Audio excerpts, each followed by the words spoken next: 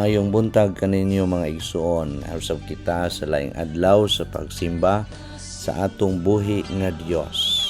Naot pa nga naa kamo sa maayong panglawas ug maayong kahimtang samtang maghiusa kita sa paghimaya kaniya nga Dios atong manluluwas miani sa kalibutan mikayab o mubalik na usab siya. Itong andamon at mga kaugalingon sa pagsimba sa buhi nga Dios ni iban sa pagampo. Langiton nga man, salamat kaayo Ginoo. Kaimo na usab kaming gipukaw, utagan ining bag-ong kahigayunan. Salamat nga ikaw ang among kauban. O niini atak na Ginoo, andama among unahunaw kasing-kasing sa pagpaminaw sa imong pulong nga mahimo kaming conscious nga mahimong musunod nga maubpaubsanon sa imong mando kanamo. Sa ngalan ni Jesus, kini among pag-ampo. Amen. O Diyos sa katibuhan, o kanasuran, sipag ka sa walay katapusan.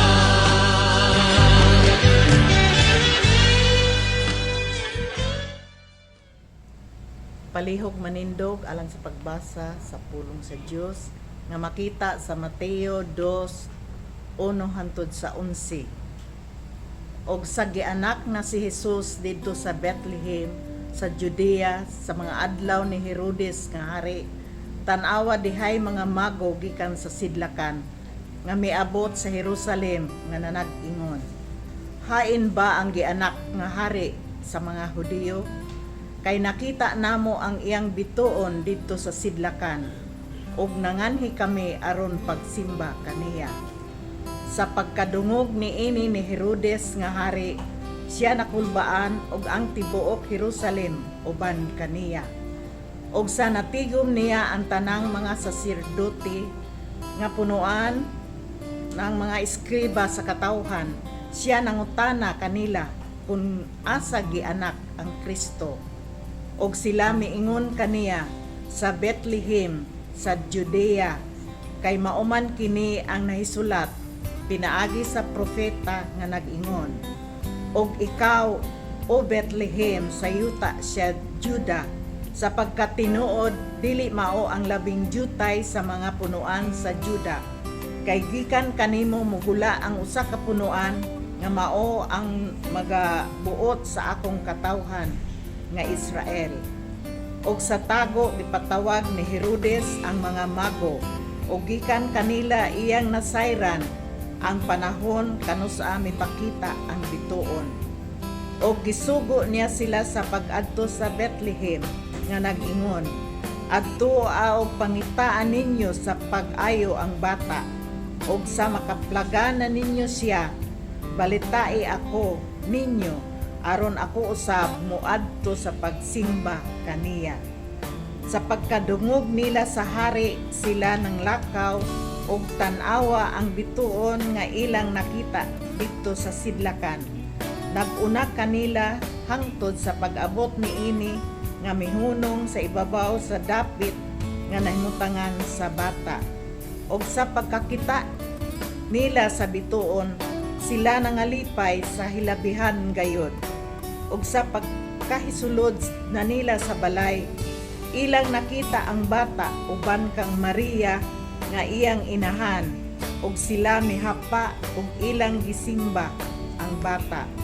Og sa naukban nila ang ilang mga bahandi, ilang gihalaran siya mga gasa, bulawan og insensyo og mera. Magpanalangin ang Diyos sa pagbasa sa iyang pulong.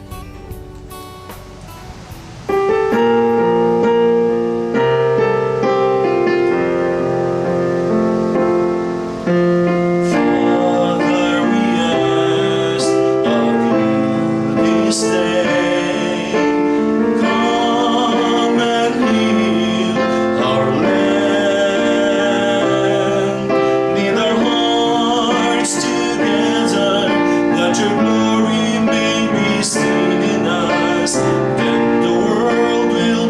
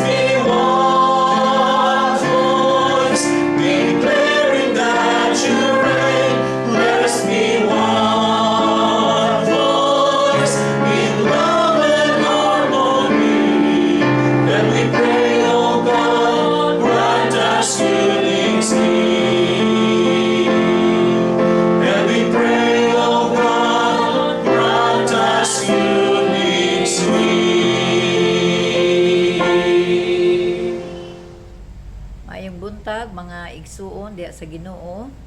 Magpasalamat ta niya tungod kay gitagan kita ni ining maong higayon na makahimo na usab kita sa pagsimba kaniya bisan ni ining pamaagi sa hiniusang panimbahon. Salamat sa Ginoo nga gitagaan ta ni ini nga panahon. Ang atoang pamalandong karon naguluhan og unsay kahulugan sa Epiphany sa atong kinabuhi. Kining Epiphany gi-translate ni og langitnong pagpadayag. Epiphany.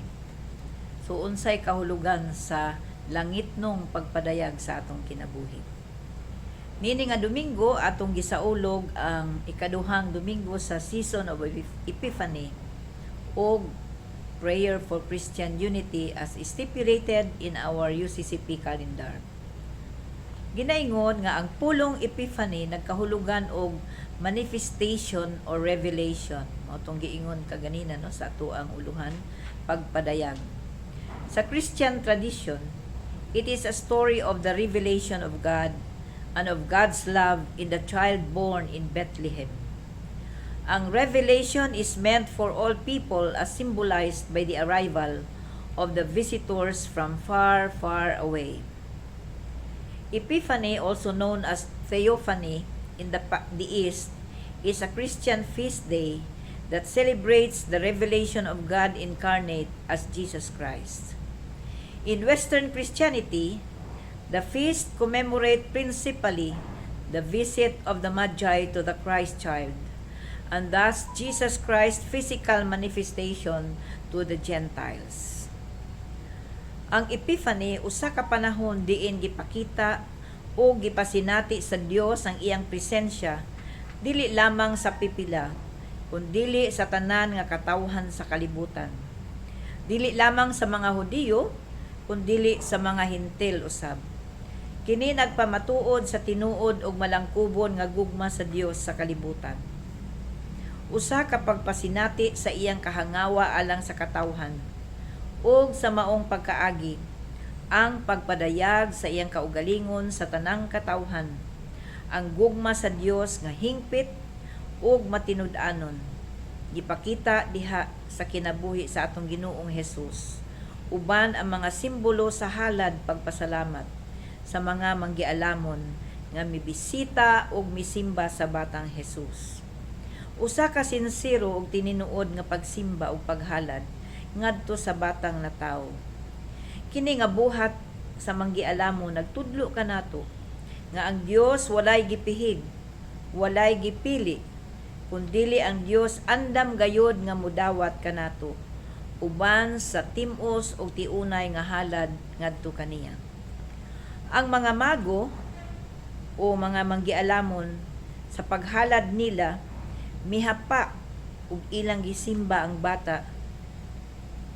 Sa atong panahon karon, seryoso ba ka kita diha sa ato ang pagsimba ug pagdala sa atong mga halad kay usahay daw kuno or kasagaran magwali ang pastor, busy pod ang uban og cellphone. Ang uban pod mag call to worship na wa pa kaabot. Siguro ang uban na malingki pa or sabay lang gipangbuhat nagkaon pa baka no. Unya tawag sa pagsimba wala diha. So walay focus diha sa pagsimba. Usahay sa atong paglawig diha sa atong pagtuo. Daghang mga butang nga makahimong babag ug kini maoy makaluya kanato. Usahay makapandol usab kanato ug dili makalahutay o makapadayon sa pag-alagad sa Ginoo. Adunay mga pwersa nga pwedeng makaayo kanato. Aduna po'y makapahimulag kanato diha sa pag-alagad sa Dios. Adunay gitawag sa daan nga tugon nga centripetal force. Unsa man kini nga pwersa? Mao kini ang pagtuo sa mga Israelitas ngadto sa Dios. Ug mao kini ang magbugkos kanila aron sa pagpadayon ug pagtubag sa tawag sa Dios kanila. Aduna po'y giingon sa daang tugon nga centrifugal force. Kini ang puwersa nga misulay sa ilahang commitment sa Dios ug sa iyang kabubuton alang sa iyang katawhan. Unsa man kini nga mga puwersa? Giingon ni sa in English og jealousy, envy, rivalry, power struggle, and leadership crisis. Kini nga mga pwersa mao'y hinungdan sa ilang panagbulag, ingon nga katawhan sa Dios ug ingon nga mga tribo. Walay maayo nga gikadulot kun dili kadaot, kagubot ug kasamok ang miabot kanila. Kini usab nga mga panghitabo sa mga Israelitas, nahitabo usab kini sa atong iglesia.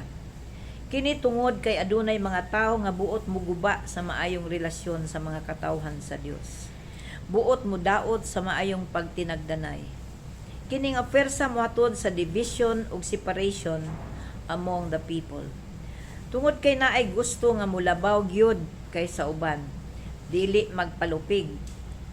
Bisan sa ato ang pamilya, naapoy panagbahin o panagbingkil kay dili magpaminaway o dili pod magpalupig sa ilang mga kaugalingon. O kini mao hinungdan usahay bisan diya sa iglesia nga dili na ta manimba kay usahay makaingon ta dili man ta paminawon diya nga simbahan, no? So dili na mo undang nagsimba. And so these forces will either make or break us.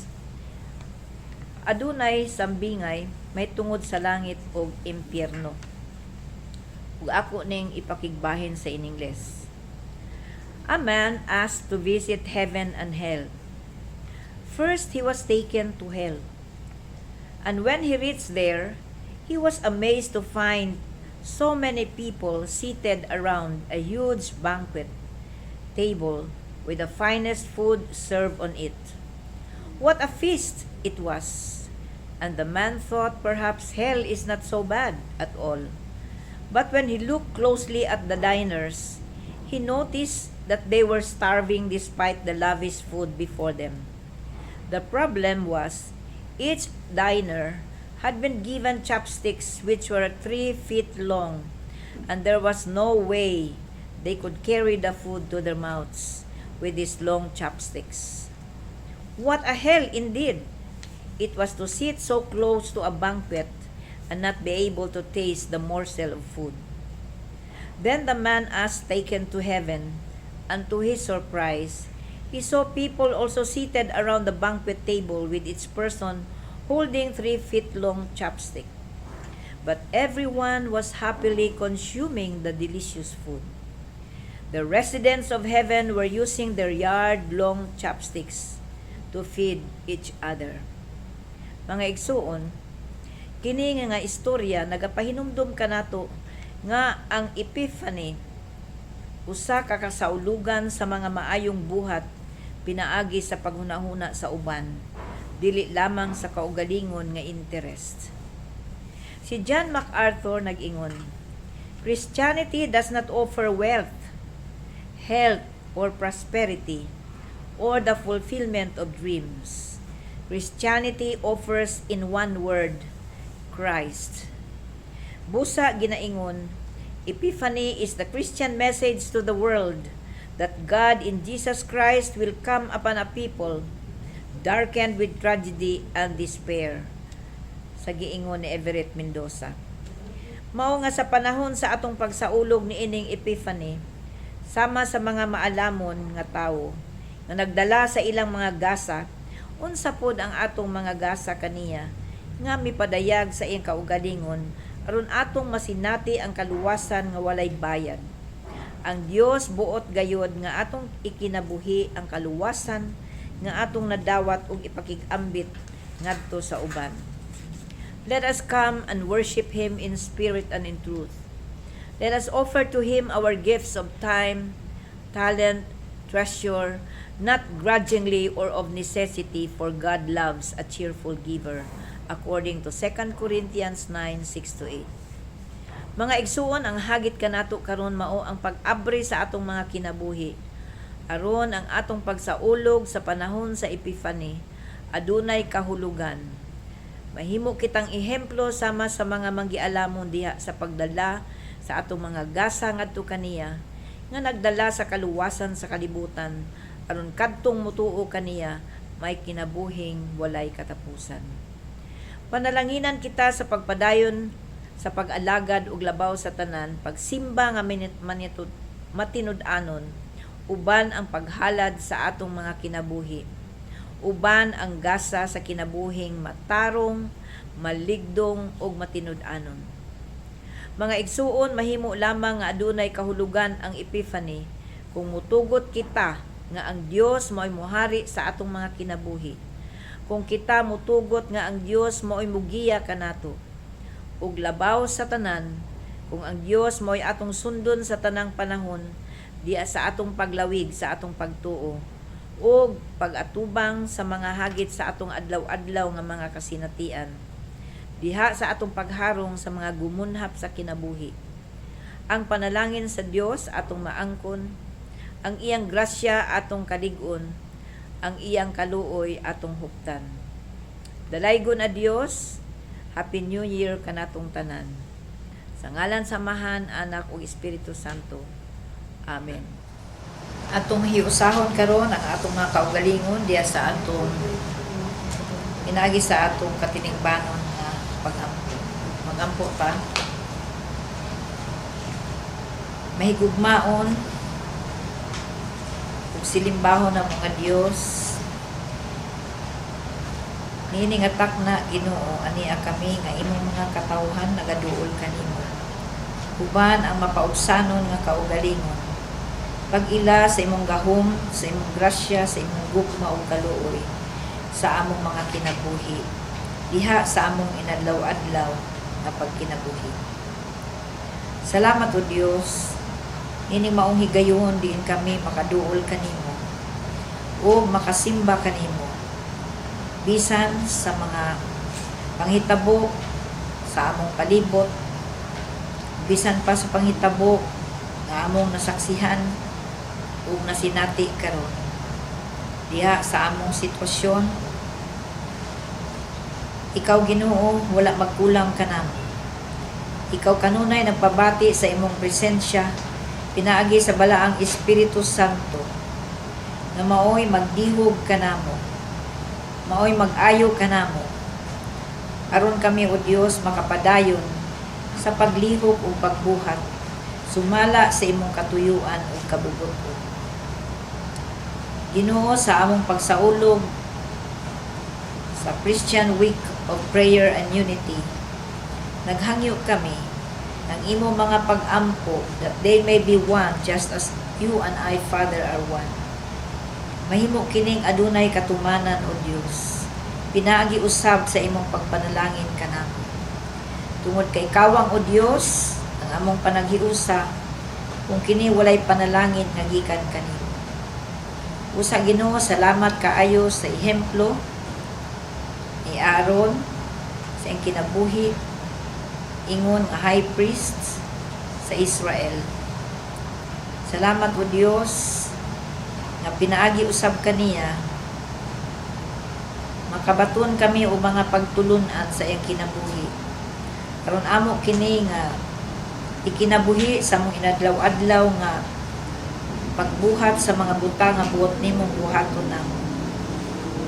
Nini nga takna o Dios, among ginumduman ang among mga kaigsuonan, labihan ni adtong mga naay kaguol nga ilang gibati tungod sa pagpanaw sa ilang hinigugma sa kinabuhi. Kadtong adunay mga sakit Ginoo sa tambalanan, sa panimalay, ikaw Ginoo magaduaw kanila. Aron ang imong healing touch imong ipabati ug pasinati kanila. Ang among mga kaigsunan o Dios nga nanarbaho sa layong dapit sa Pilipinas, uban sa ilang pamilya nga gibilin dinhi sa Pilipinas, hinaut ikaw sa makiguban kanila. Ang among mga kaigsunan nga nawad-an sa trabaho, Ginoo, hinaut nga ang imong inadlaw-adlaw nga provision ila usab matagamtaman. Ang tanan o Dios nga adunay mga problema, pagsulay sa kinabuhi, ang tanan nga gibug-atan ug gikapuyan o Dios, nawad-an sa paglaom, nawad-an sa pagtuo bisan pa kanimo Ginoo. Naghangyo kami nga ikaw magabisita kanila Ginoo ug ang imong mga pulong unta mao mahimong giya sa ilang mga kinabuhi. Ginoo nining taknaan, nagampo kami sa imong iglesia, bisan pa sa United Church of Christ in the Philippines, nga nagatubang og dako nga hagit ni ining mga panahon. Ginoo, nasayod ikaw ni ining tanan, binanga mo mga lideres sa iglesia, Ginoo. Naot ikaw magapanalangin kanila, magahatag kanila sa kaalam, aron diha sa ilang pagpangulo, Ginoo, ikaw ang masentro. Kung ikaw gayud, Ginoo, ang mahimaya sa ilang mga kinabuhi, dili ang ilang mga kaugalingon. Among giampo ang tanan nga mga pastors, bisan pa diha sa iglesia. Salamat sa usab sa mga pagpaningkamot, bisan pa, Ginoo, nga dili magtagbuay ang mga miyembro sa iglesia. Naningkamot o Dios ng mga pastor nga ang imo mga pulong moabot ngadto kanila. Pinaagi niining maong programa sa Metro Davao hiniusang panimbahon ug sa uban pang gibuhat sa mga kaiglesiyahan, Ginoo. Salamat sa ilang mga kinabuhi. Mga miyembro, Ginoo, sa UCCP, ikaw, Ginoo, magapadayon sa pagpanalangin kanila, adlaw-adlaw sa ilang pagkinabuhi. Ang mga frontliners, ang mga pulis, ang tanan, Ginoo, adunay kabahin aron kining maong problema nga among giatubang karon. Kaning nga pandemya, hinaot o Dios, ikaw magapanalangin ug magauban usab kanila. Uban silang panibalay, Ginoo. Ayo kami kanunay o Dios sa imong proteksyon. Bisan pa, Ginoo, sa imong kaalam aron kami mahibalo unsa gyud ang angayan namong pagabuhaton, bisan pa sa tanang pagsulay nga among nasinati sa among kinabuhi. Giampo ang tanan nga mga opisyal sa among nasod, gikan sa presidente paingon sa among mga barangay kapitan. Ginoo, nga ikaw usab magagiya kanila, magalig-on kanila, aron, Ginoo, sa ilahang pagpangulo, ikaw gayod o Dios ang maoy masunod, dili ang ilang kabubuton. O hinaot o Dios nga ikaw magapadayon sa pag-una kanamo at maghatag kanamo sa igong direksyon sa dalan nga buot nimong among pagalaktan o pagbuhat aron o Dios ang imong kabubuton matuman ani sa among mga kinabuhi. Ginoo, ani ang imong mga katawhan karon nagaduol kanimo, uban ang pagtuo nga diha kanimo anaa kami kasiguruhan, diha kanimo anaa kami kaluwasan, diha kanimo anaa kami kaayuhan, gikan sa tanang matang sa mga kasinatian nga among gisinati adlaw-adlaw sa among kinabuhi. Ginoon, nagapo ako nga ikaw magapadayon sa pagpanalangin ining maong programa. Naot o Dios nga ikaw magapanalangin sa mga pastors nga nangulo niini ug ang tanan nga manimati, Ginoo, abrihan nimo ilang mga hunahunag kasing-kasing aron ang imong mga pulong dili makawang kung dili mahimo kining gabayan sa adlaw-adlaw nga pagkinabuhi. Gitugyan namo o Dios ang tanan namo nga mga cares and ang tanan namo nga mga concerns. Naot o Dios, maabot kini sa trono sa imong grasya ug moabre ang ganghaan sa kalangitan ug imong ibubo ang imong panalangin sa matag usa ka namo. Salamat sa matag kinabuhi ani adinhi, naot nga ikaw gapadayon sa pagligon ug pagpanalangin. Ginoo, kining tanan among giampo ug maglaom kami nga ikaw magadungog sa tanan namo nga pagpangaliupo kanimo.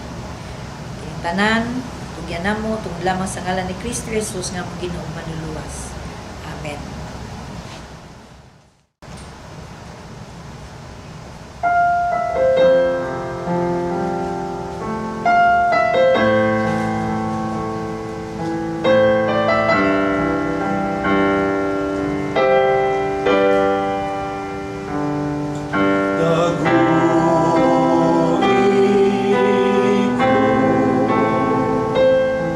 Sa imong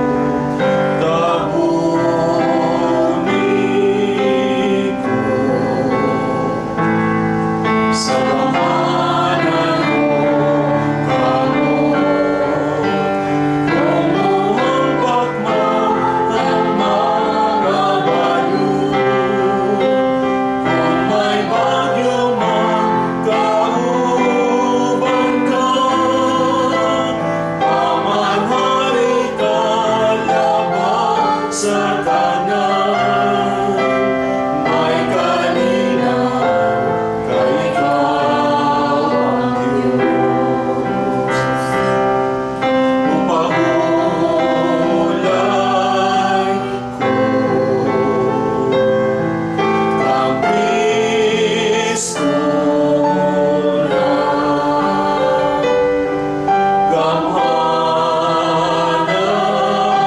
siya, tapos nga salitan, umuhampak man ang mga balon, kung may bagyo man kauban ka, pamanari ka labang sa tanan, may kalinaw ka ikaw ang Diyos. Amen. At tuta karon sa atong mga pahibalo o mga pagpasalamat. Una sa tanan atong karon nga Domingo atong gisaulog ang gitawag og Week of Prayer for Christian Unity. O diri sa akong listahan na aday tay mga birthday celebrators, no? January 17 si Achilles or gitawag nato ning alias Eli Quiñones. O kaning isa si Orlino alias Nonoy Punisha. Ladaw. So happy birthday ngadto kanila. Of course ang atong choir nga nindot kay manganta, ang mga lay nga mga loyal jud ni sila kaayo, no?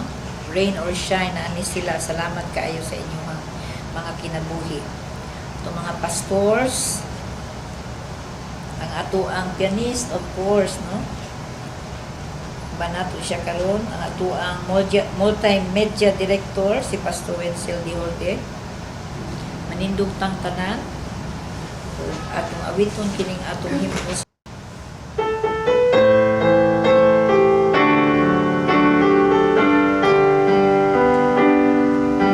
Dugong himaya sa langit ug sa yuta, ang tanan o Diyos kanin mo lamang.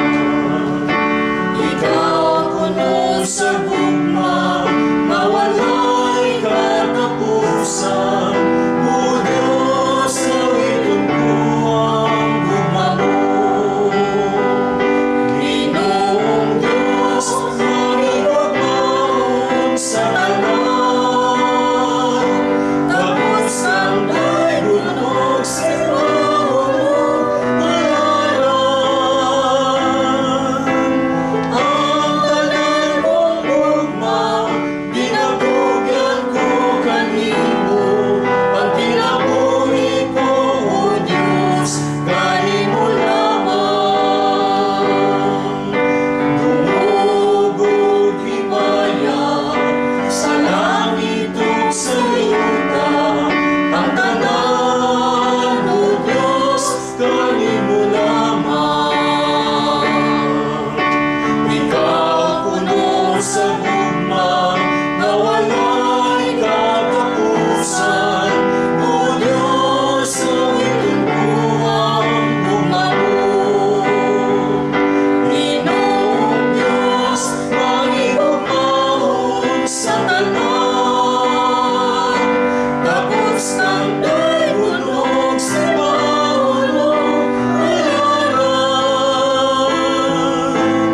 Ang tanan kong gugma, binatugyan ko kanimo, ang kinabuhi ko, O Diyos, kanimo lamang. Ginoong Diyos, manginugmaon sa tanan, tapos kang daygunog sa Panginoon ngalan.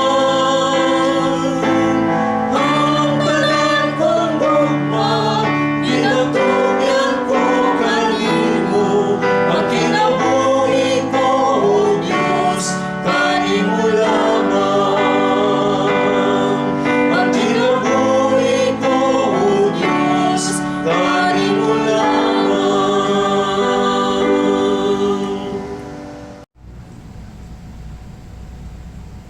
Mag-ampo ta. Nagapasalamat kami, O Diyos, sa gasa, sa kinabuhi.